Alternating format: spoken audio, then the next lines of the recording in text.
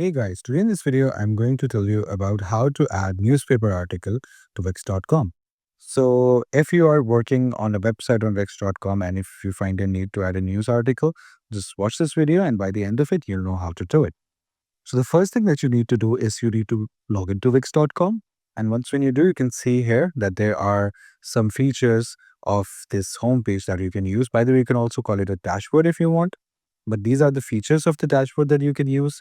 And you need to click here on edit site and open the website that you're working on. Now here you're on this website. Now if you need to add a newspaper, adding a newspaper actually gives a more realistic touch to the website.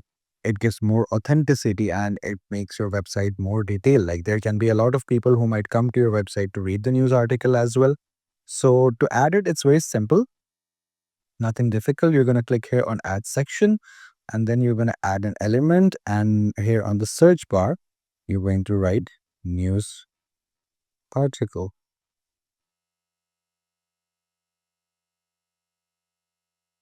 And here you see you can get a lot of applications such as news ticker, Wix block. You can just write news and see what we can get. If you only write news, okay, we're getting the same thing. So we can go with Wix block, news ticker. Well, let's go with this one. We can click on add to site, agree and add. So it's going to take some time and it's going to add the news ticker right here.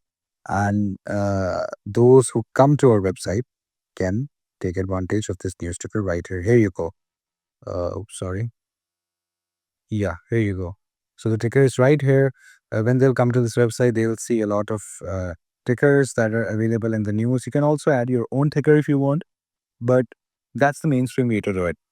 So I hope you found this video informative. If you did, I would request you to like this video and subscribe this channel to see more content like this. I'll see you in the next one.